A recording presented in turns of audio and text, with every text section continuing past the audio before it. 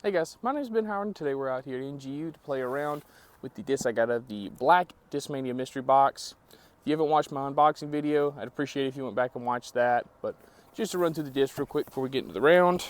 Got an Exo Soft Link, which I think I'm going to be using for my putting putter today. Got an Exo Hard Logic. Got a Razor Claw 3, which is a meta tactic, right? Yep. Got a C-Line MD1. First of our 3 stones, we've got a C-Line Method, right? Yeah, Method. Got C-Line FD, a lot of C-Line in this box. Got a, what was this? Yeah, Neo DD3, it's one of our other stones. And the last one is the S-Line PD2, aka the Sky Stone. So what I'm going to do for this video is just to give it some stakes. Is if I'm not able to beat par out here, I have to give away one of these discs to one of y'all in the comments. But if I'm able to beat par, I can take out the 3 stone discs. I get to keep these, and one of these 5 will get given away to y'all. I just threw them out in the field. They fly pretty much what I expected. The Method was actually pretty overstable compared to what I've heard, and the C-Line Tactic was actually kind of straight. I was kind of surprised with this one. So I'm feeling pretty confident going into this round. I feel like I've got a pretty good lineup. Don't really have any huge holes in my bag, so should be able to do it, but let's see how it goes. All right, guys, we're on hole 1. This one's a par 3, 237 feet. Just straight ahead. Biggest thing to worry about is obviously the trees on either side of the fairway kind of make it to where you have a tunnel shot, but the limbs also hang out into the fairway, so you really want to throw like a lower shot than you normally would throw for this. So I'm going to step up to the MD1 and throw that. Only other thing to worry about is the concrete off to the left is out of bounds. So if I want to go anywhere, I want to go right. But let's go ahead and put it under the basket. Start off strong.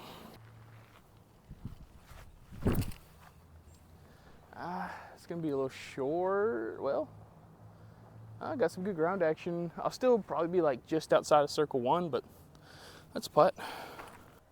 So I'm pretty close to what I said. I might be right inside of circle 1, but either way, makeable putt. Let's see how well this link putts. Paid for me. Yes. Woo, let's go. That's a good start. All right, guys, we're on hole 2. This one's a par 3, 280 feet. Biggest thing to pay attention to in this hole is, as you can kind of tell, the hill's on a big mound. So I want to put this as close as I can, give myself an easy putt for the birdie. Or if I'm really far, probably going to lay it up, depending. Just because, as you can tell, it's pretty easy to just kind of go back and forth and take a really big number just by giving yourself a lot of putts on this hole. But I'm going to go with the C-Line FD, try and give it some Anheuser right at the basket or just a little bit out to the right of it.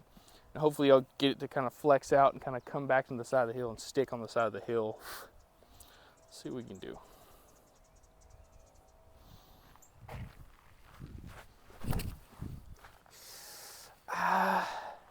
Yeah, it's a little too much, or I should have gave it a little bit more height, but it'll probably be a pretty easy layup and get out of here with a par. Okay, so hopefully y'all can hear me, but I actually ended up in an okay spot. Went a little long, but that kind of gives me a chance to run this a little bit because this link's kind of overstable, so I can kind of give it a bid, but just got to make sure I give it extra height. So if I do miss, I miss left and hopefully stay on top of the hill, but let's see if we can make this.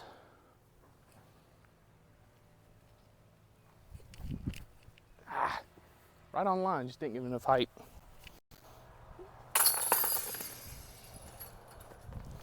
All right, guys, we're on hole 3. This one's a par 3, 290 feet. Basket's on the other side of the mound. About in this gap you can kind of see in the trees straight ahead of us. Just to the left of this big bush, you can see over here to the right. On this one, I'm going to take the PD2, throw it out to the right, see if I can get just fade into the basket. Biggest thing I got to make sure I don't do is throw it too far left because I can get pinched off really bad over there. Nice part about this is I know because it's so overstable, it's going to get down to a spike angle pretty good, so it's probably not going to give me a skip off in the woods or anything like that. So let's see what we can do.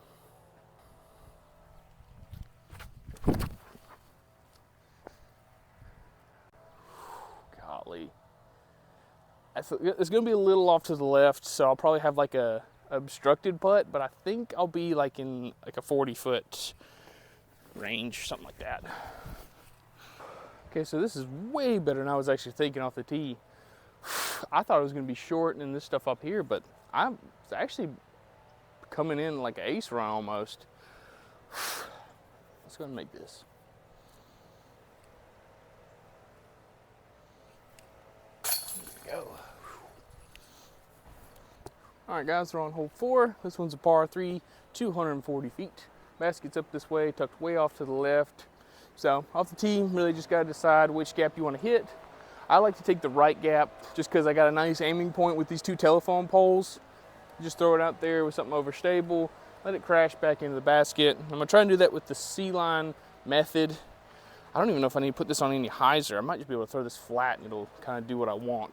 But I'll probably put on a touch of hyzer, do that gap. Oh, wrong gap. Oh.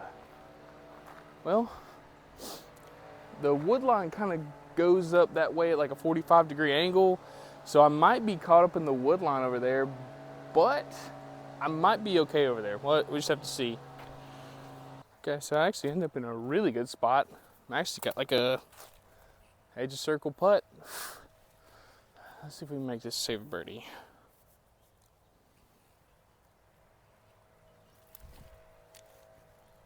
Ah, dang.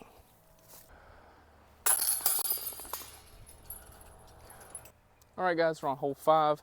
This one's a par 3, 270 feet. Basket straight ahead on top of this rock. Not only are we putting on an elevated basket, but we're also throwing onto an island green that's not very big at all. I think you can kind of see it here in the map, but it's basically like a bean shape with the basket being in the middle of the bean, kind of back towards the back edge. So you've probably got about 10 feet of room inbound behind the basket at most. But in front of the basket, we've got a pretty good amount of room. So I'm gonna try and throw something, let's see. I think I'm gonna go method again. Just pump it out to the right and see if I can get it out there. Because all I gotta do is throw a shot about 250 feet. I have a 20-foot putt. I should be able to do that with this method. So let's see what we can do. Oh, I went straight at the basket. Sit down. Ah, that flew a lot straighter than I remember it flying in the field. Huh. I guess that once you actually get warmed up, it flies pretty straight. But when I was throwing that in the field, it was flying more like a gator. So every part of my body's telling me to lay this up, because as you can tell, just over here off to the left, like I don't even think I was right at 10 feet. It might be shorter than that when it comes to like the amount of OB I've got behind the basket. But let's make this putt. This is a YouTube video. We're making content.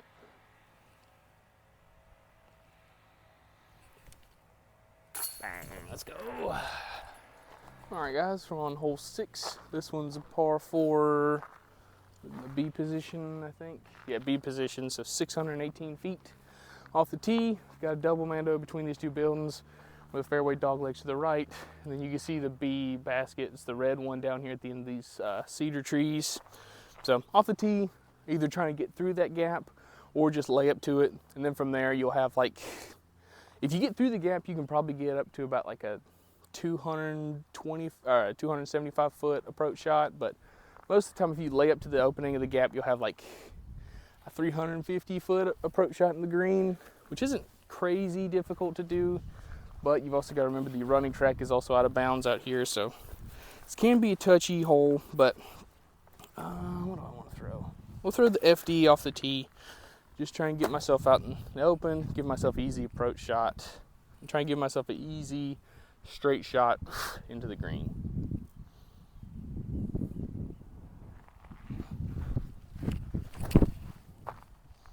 Ooh, that wind's playing with it. Just stick. Ooh, okay. So yeah, that'll probably be a little bit closer to like 370 to the pin from there. So might not be getting up down for the birdie, but we'll see. Okay, so we're maybe not in the 370 range, but we're definitely in that 350 foot range.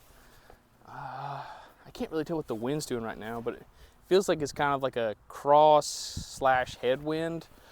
So I think I can trust this DD3 with a little bit of turn out of the hand to come back out of it and push straight. This feels a little bit more overstable than a lot of other DD3s I've thrown, so we're gonna try that. Just gotta take your time, hit our line. Ooh, barely made the Mando. Is that gonna come back? Ooh. Okay, whew. Yeah, you can't see it, but it was on the other side of the building. It actually went long of the actual running track. So we're up there with like a 45, 50 foot putt.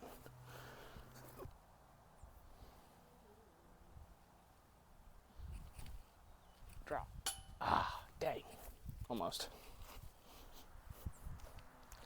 Let's see. So we've got 2 more birdieable holes, and then hole 9's pretty difficult. So I think I might do, because I'm 3 under right now. So if I get the next 2, that'll put me at 5 under, which matches my personal best. We'll see if I'm able to get to 5 under, that I'll double the giveaway and give away 2 discs to whoever wins the giveaway. All right, guys, we're on hole 7. This one's a par 3, 270 feet. Just straight ahead, slightly tucked into the wood line. Nothing really too crazy about this hole. No OB that I know of. There's a ton of really bad rough off to the left, but shouldn't come into play. I'm gonna take the MD1, just throw it straight at the basket. Just gotta make sure to give it a little bit of extra height so it'll kind of push into that tree line.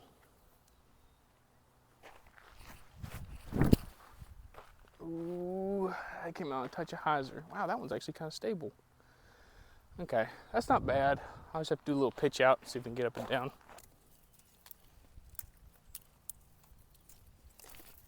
There we go. We'll skip. Yeah, perfect.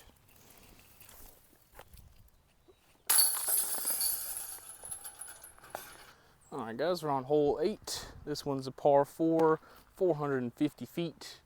Basket's down this way, tucked off in the tree line, about 100 feet. I think you can kind of see the opening of the gap where it's actually kind of a puddle now, but normally there's like a dirt patch right there. I'm gonna take the DD3, throw it out to the right, see if I can just get it to penetrate into that gap. Typically, if you get a good skip, you can get up there for an eagle putt, but with how muddy it's been lately, I doubt I'm gonna get a good skip, so see if we can just give ourselves an easy birdie. Look.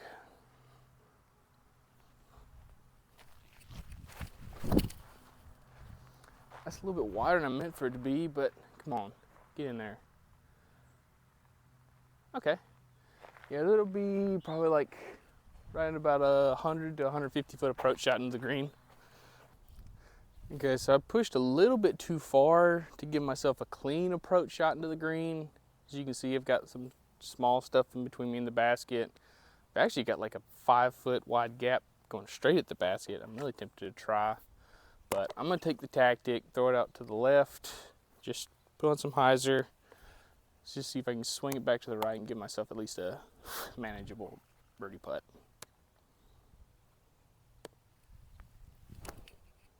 Just like that. Sit. Eey, that skip might have doomed me. We'll see. Yes, there we go. All right, guys, we're on hole 9. This one's a par 3, 387 feet. Just up here on the side of this hill.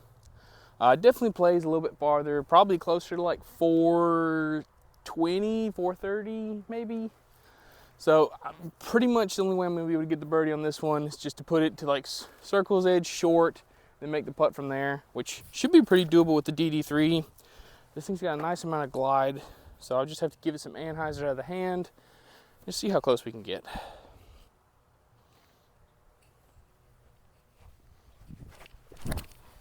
I pulled it a little bit, but apparently I needed to. Okay, that should be somewhere in that 30 to 40 foot range, so should be a makeable putt.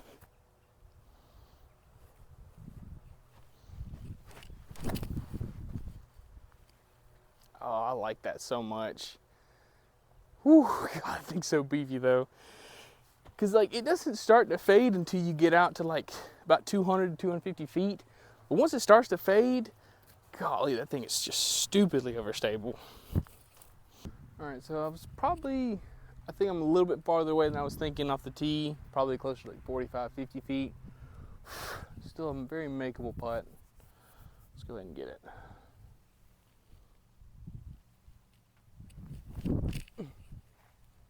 Oh, dang. Oh, I thought I made that.